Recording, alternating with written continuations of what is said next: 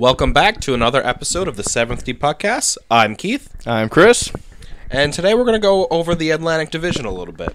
About the who's a surprise team and who's not. Who's a disappointment. I guess, would you like to start off with your first surprise? I guess the Senators. Agreed with that.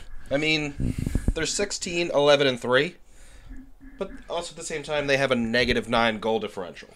Which is shocking, but I believe I guess the only way that really can happen is when they lose, they really lose. And when they win, it's by like a goal. But they have done their fair share of winning. But they are also running into problems now with Craig Anderson his wife having cancer. They don't really have a steady goaltender right now. But Condon has not played bad. He hasn't played bad, but again, also, when it seems like he loses, it's bad. It's really bad. He falls off the rails. 4 goals, 5 goals. 4 goals, 5 goals, just doesn't get it going. Yeah, they have Erik Karlsson, who's still putting up all those numbers. Karlsson. He leads the league in blocks right now. Which is also surprising, because that's usually not a stat you think about Erik Karlsson doing. The one problem I can foresee in the future, though, with Ottawa, especially if they're looking to get into the playoffs, is the confusion with the goaltending situation right now. If they want to make, moves for another goalie not a goalie, a person come the deadline, what's Craig Anderson doing? The team doesn't know. They don't know when he's going to be playing. They don't know. And I feel it's rough for them going into the playoffs with Condon as your starter. Yeah. So they kind of need. I feel like Anderson, for the sake of the team, needs to make a decision. Like, I'm going to sit the rest of the year out, or I'm coming back and, give me a game or two here and there. Yeah, they need someone else to step up offensively. Kyle Turris, for years, puts up assists. He's their goal leader. Yes. Also a problem. Stone and Hoffman not having, blistering years. They both have 9 goals and 11 assists. Yeah, and in the past years, they've been usually well past that by now. I guess my surprise for this season so far in this division is the Bruins. I didn't expect them to be third in the division right now. I kind of like them, though, coming into the season. I always kind of liked them. I like Tuukka Rask as a goalie. He's basically been the anchor that's holding this team together right now. Yeah. He's really doing a good job. But David Pastrnak having a phenomenal year for them. Marchand showing last year was not a fluke. Yes, which I didn't think it would be. However, some of the Patrice Bergeron not putting up good numbers this year. 8 points on the year. Still shooting at a high rate, and he's still the defensive, minded forward that he is, but he's not getting points. And they way overpaid when they got Beckus. Oh, that was a horrible signing. They will regret that. Like, who else? Like Rask, when you look at his numbers, 9.32 save, 1.80, and then you look at his games, he lets up 4 or 5 goals every once in a while in a game. Yeah. But the other games, it's like almost a shutout. You can't beat him. I mean, this is the Rask from 2 years ago, not the Rask from last year. Yeah. So that helps the Bruins immensely. Char's still skating way too many minutes for how slow he is on that ice. Yeah, that's the biggest downfall, I think, for the Bruins right now is their defense. You still have their top defenseman in their minds is still Char, and he's getting up there in years. Yeah. And for a guy with that kind of size, usually your knees start to wear down and things like that. It's going to be an issue. Also been interesting to see if Vetrano didn't make it on IR. He's supposed to be one of the top line players playing line 1, line 2. Yeah. He's on IR all year. And now they got like backups to the backup coming up from their minor leagues who they never expected to be in the league this year. And then some of the teams that are struggling a little bit compared to where they should be. I guess the obvious one is the driver of the struggle bus, the Tampa Bay Lightning. Yeah, they have picked it up recently, and I think the problem really there is they lost Stamkos. Yeah. That's a big blow to their offense. However, the biggest problem they have right now is goaltending. Ben Bishop is having a terrible year, which is also making things interesting for the Golden Knights expansion team because there's been a lot of talk that he's going to be potentially the guy if he doesn't get traded. And at this point, with the numbers he's putting up, I would, if I'm the Golden Knights, you might pass on him. I might pass on him and go for another goalie, even go cheaper. Like we've talked about at work, Scott Darling. Yeah. He's young. He's proven he can handle whenever Crawford's gone down. He does really well. But for the Knights, it's going to really depend how much cap space do they have to make up. Signing a Bishop, knowing what he has the ability to do, he still might be a good option for him. Yeah. I mean, luckily for the Lightning, they have Kucherov has really stepped up. He's got 30 points on the year. Kucherov's a great player. I've always thought he's very underrated in the NHL because he's also playing on the same team as Stamkos. Everyone wants to talk about Stamkos. And Kucherov quietly goes out there and just does his thing and comes away with, even last year, he had a huge amount of points on that team. Yeah. And no one really talked about him. The one thing I want to see, I'm still confused about with them is Tyler Johnson. 2 years ago, What happened? Had that insane season where everyone was, jaws to the floor watching him, put up all these points. And then last year it was, well, what happened? And this year, again, it's, who is Tyler Johnson? Is he the guy who's going to put up, 70 points, or is he going to get 30? It's not just him that's really quiet on the team. You got Strawman's not doing much, Killorn, Palat.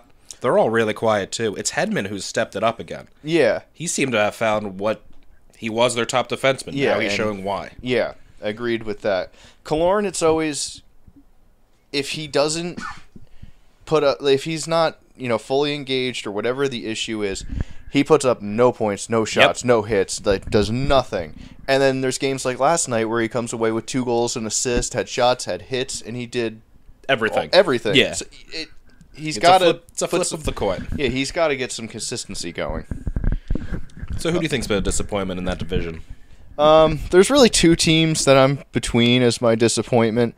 I'm going to go with, in this case, the Florida Panthers. I could see that. I understand they've also been hit with some bad injuries. There's, a lot of their guys are out, but they're also doing some things that I don't get. Jaromir Jagr is 5th on the team in ice time. The guy's 44 years old. He shouldn't be 5th on your team in ice time. If they're playing him on the 3rd line, I think he puts up more points than what he's doing right now. They're just not trusting any of their 3rd and 4th lines because you got Trocheck almost 21 minutes a game. And Trocheck, the whole team now is, there's like this drama going on between the players and the management. They fired Gerard Gallant in the middle of the season because he wasn't on board with what management wanted. Yeah. But then you had, as soon as that happened, Trocheck come out and not blatantly, but pretty blatantly say, it's another change. It's another change. We have to adjust to this now. We have to adjust to that because they lost 1 or 2 of their heart and soul players from last year. And Herberto's gone. Herberto's hurt. It's just not the same going on right there. And Luongo's not what he was last year. No, he's shaky at He's best been in shaky. that And net. Reimer hasn't been nearly as good as he was last year. Still not that great of a goaltender. Yeah, but he was brought in because he had a great year last year to give Luongo more of a rest so that he could play like he did last year, just carry it on all year before he got tired, and neither one of them is doing what they were brought in to do. Yeah, they still have a quality team. They need people like Ekblad to turn his season around. Yes, he has started to do so, but he's only got 5 or 6 goals and he has 7 2 goals, assists? 2 assists. Yeah, 2 assists. He's a negative 13 plus minus on that team. But he also has 7 goals on 100 shots. Yeah, on the season, which a lot of shots. That's a lot of shots, but they're also missing the point getting that UC Jokinen was getting last year. Yes. I mean, he was hurt a few times. It could be slowing him down, but yeah, that is also probably the case. But I really was hoping that expecting them to do more than what they are right now at a 500 record. Yeah, I mean, luckily they have Marchessault showing up. Yeah, Marchessault has been great for them this year, though. He 10 goals, really 10 kind of assists. came up. He was never really known for his offense, and no. He was given a chance, and he's made the most of it. However, he's also now been dealing with injury issues. He was out for 4 games, came back for 1, and is out again tonight. Yeah. So they're really digging deep now. Like, for the other teams in the division, like the Canadians, I mean, I don't think there's really much you can say against them. No, I mean, it's Carey Price being Carey Price. It's the lack of an offense, but I mean, it's still kind of there. It's a lack of an offense until they played Colorado the other night, and then the offense couldn't stop. And then they play Boston and score 1. Yeah, and he put up 10 goals one night against a team. I mean, I understand the Avalanche are terrible this year, but Max Pacioretty's been playing good 5-on-5 hockey. He's yes, got 12 goals, 12 assists, only 4 on the power play, which means they're all coming 5-on-5. yeah. And Radulov has been good for them. Right, He's proving to be a good off-season signing for them. Galyanchuk's injury kind of hurts them a little bit. I mean, he had 23 points in 25 games. Yeah, that's really good. Quality numbers right there. Shea Weber putting up great numbers, doing it all. Hits, shots, goals. He's got 18 plus minus and 10 power play points on the year. Yeah. Like, those are some high numbers. And he's gonna, hit. He's gonna play that big style. Presence. Yeah. He's gonna play big minutes. He's gonna play a lot of minutes. I think their addition of Andrew Shaw over this offseason I think that was a really good under the radar signing. He's not gonna light up the highlight reel, but he's always there. He's just always in the middle of everything. He's an agitator who can set up plays, who can score, and also can, just create space for other players. Okay, a little bit of trivia on the Canadians. Who do you think their second top goal scorer is? Well, we know Pacioretty is number one, right? Yes, that's correct. Okay, yeah, Pacioretty is number one. I mean, I would think it would have to end up being someone like even Shea Weber right now or Radulov. No, that's 8 for Weber, 6 for Radulov. The correct answer would be Paul Byron with 10. That's a third liner with 10 goals for him. That's actually surprising because Paul Byron's, I don't think, ever led a team in goal scoring. Yeah. Especially at this point in the season. Maybe if he scored one in the first game of the season, but you might have a chance. But that's about it for Paul Byron. But hey, that's what you need is guys to step up in the lower part of your roster. Especially when you got players like Gallagher who are off a little slow. Yeah. We'll pick it up. They also have some injuries down the middle. Right now, I still think they're my team for the Cup. And they very well might be. Yeah. It's not a bad pick. No. How about the Red Wings this year? Is this the year the Red Wings miss the playoffs, finally? Yes. I agree with you, too.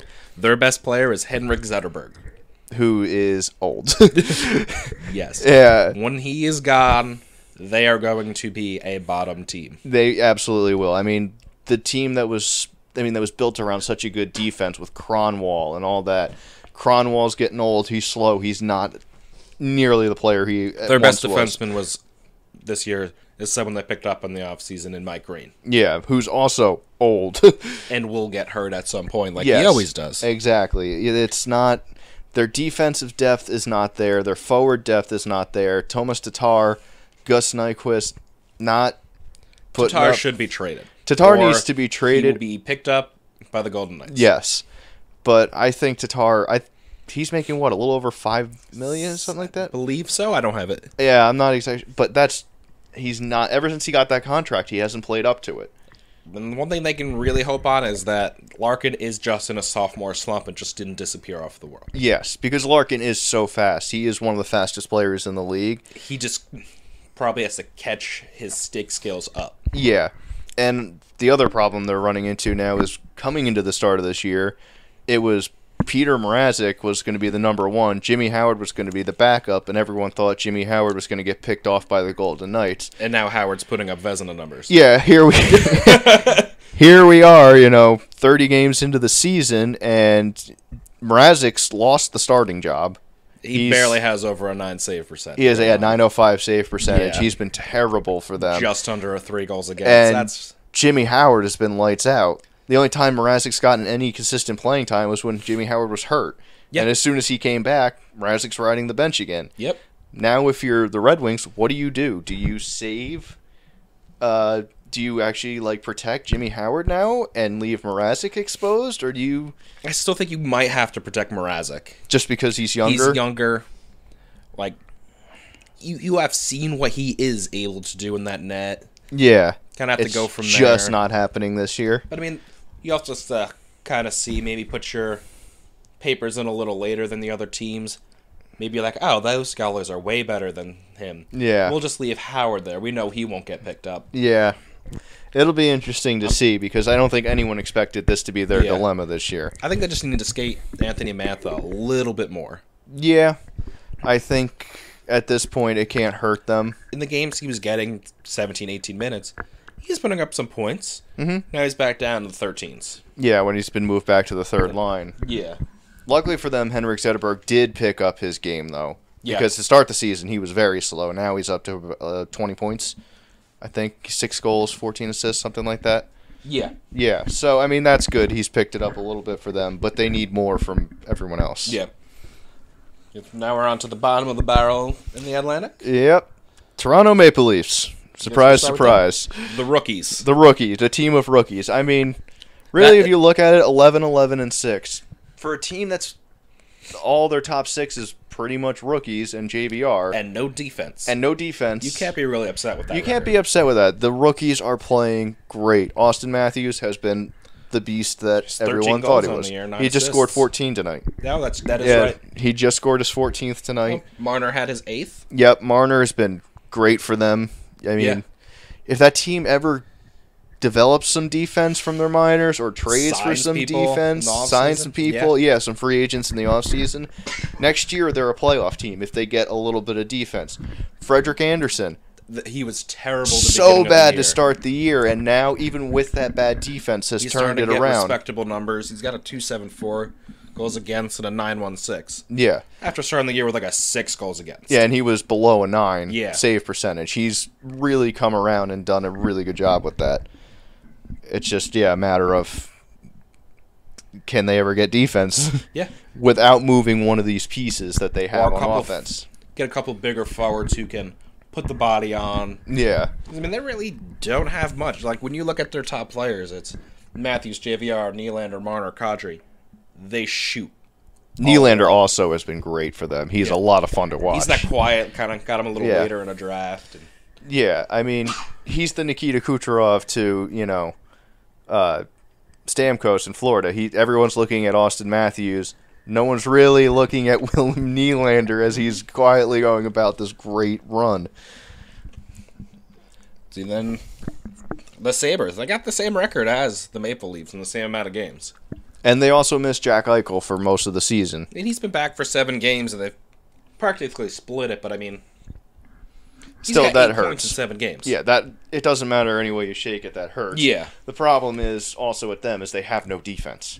They have Rasmus Ristolainen, who's playing a ton of minutes and actually putting up pretty good points. He is. He's 18 assists. One defenseman does not make a defense. Bogosian's out. You don't have that. Bogosian's hurt. A monster of a defense. Just with that presence. Their goaltending, Lanner's been good. I mean, and Nielsen's been a quality backup. I mean, they just can't score goals. Yeah. And if you watch their games, I mean, the arena is so quiet. You can hear a pin drop because they don't score. They get a goal or two a game, and I mean, they're a very small offensive line team. Like, Islanders must really miss Okposo, though. Yeah, I don't get.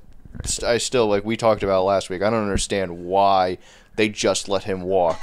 I mean, I think Okposo made probably a pretty smart idea, made a good decision, to sign there because there is a good future in Buffalo, and he's going to be still young. He's going to be there for a while. Yeah, and he's going to be a leader. Yeah, he's going to be a leader on the team, and that team's going to rise up. Him, Ryan O'Reilly, and Jack Eichel are going to be the 3 guys that are going to be, and even Rasmus Ristolainen. Sam Reinhart they have. Yeah, they're just waiting for him to start developing. They're going to be the guys that they look to lead the team back into the playoffs.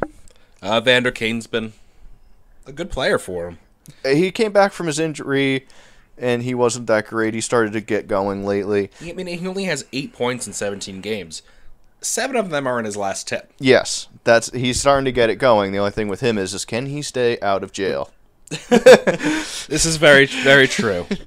Yeah, he has some off-ice issues, so I really kind of take him with a grain of salt. I think with those players, someone's going to try to keep him in line.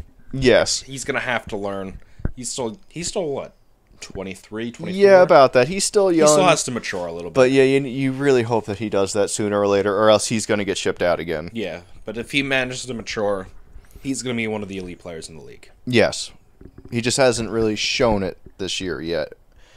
or even last year, he wasn't really. Yeah. But he seems to be so distracted with everything else that maybe he's just not giving 100%. Well, everything seems to be passing from the last incident, and now he's putting up the points. Yeah. Once they announce that he's clear, he's not going to be, as long as he stays out of trouble. Yeah. He's free and clear. Now he seems to actually be doing a little bit better. Well, that's pretty much our wrap-up this week for the Atlantic Division. We still got a little time. Is there any coaches you think on the East? Yeah. Now that we've finished, might be on a little bit of a hot seat. Now that we've finished the East Coast, why not look at maybe some coaches who could be on their way out? We already saw Gerard Gallant, who I was surprised as hell when he got fired. I didn't see that one coming at all, but then again, they kept it quiet behind the scenes what was going on. I mean, if they could have traded coaches with the Coyotes. Yeah, you could have been taken great that. there. Yeah. They're all a little bit older. Yeah, they don't have the young team. As far as the East goes, right now with the place the Islanders are in, yes, they're playing better recently, but Jack Capuano still, I think, could be on the hot seat for that horrible start they had. Yeah, with that start, you kind of, no matter with the team you have, the year you had last year. Yeah, after they finally win their first playoff series in so many years. Management definitely has brought your name up a few times. Yeah, well, I don't know. Garth Snow has been reportedly still supports and backs Capuano, which I don't understand, but I know Red a lot of maybe? maybe red or fuchsia. I'm not sure yet. We'll get back to you on that. Snow, maybe a little bit, maybe the white lipstick. Yeah, maybe the white, but I mean, I've heard a lot of Islanders fans complaining about him and hoping that he gets the boot soon. Enough fan support, yeah. I think the other one that is interesting to me is if Detroit doesn't make the playoffs, does Jeff Blashill get fired? Because they're going to want to pin it on someone. Yep. But it's not going to be the players. I don't think it's his fault. It's the team that's there now. They're all aging, they're getting older, and I think Babcock bailed at just the right time to get out of that because he was, I think, looking in his little crystal ball going, in 2 years, I want to be on a different team because I don't want to be the one to end the streak. He'll definitely make it into next year. He'll start next year. If things aren't going good, there's a new head coach in Detroit. Okay, I mean, I can see that. I think he will finish out this year. I don't think they're going to fire him this season, but yeah, he's definitely finishing it out. It's there. I have a feeling at the end of the year, when the cup is done, there's going to be some of that. Well, is he going to be back next season? Is he not going to be back next season? And even for a little while, there was also some thoughts about Alain Vigneault being on the hot seat to start the season. Those have been kind of quieted with the fact that the Rangers are doing so well right now. Yeah. But he still does make some dumb decisions. I mean, when you're a coach in New York, no matter what sport it is... Oh, you're under the microscope. They're going to pay attention to everything. Every move you make. However, I do like recently that he started Ronta for the 4 games in the row. Yes. Because Ronta played so well. You got to play the hot hand. And he said, I love Hank, but I love the team more, and Ronta, he has a .79 goals against average in those 4 games. That's absurd. Those are elite numbers, and, obviously it's, a small, selection of games, but still he put up great numbers. I think Vigneault did actually do a pretty good job of adjusting his own coaching style to what the NHL is nowadays, though. Yes. Because he's actually giving the young guys time. He's giving Jimmy Vesey some time. When Jimmy Vesey comes out and plays good, like we saw the other night against Chicago, he got an extra 2 minutes that game. In the third period alone, he got a lot more shifts. He helped build a fast team. He has it all going. Whereas he used to have his favorites kind of play bigger guys and tried to do more system, he's letting them be fast, which is what you need in the NHL nowadays. So I think for right now, Alain Vigneault is safe from the hot seat. But I think that just about wraps it up. Thank you all for listening. Follow us on Facebook and Twitter. 7th Puckcast. Yep, and we will see you next week.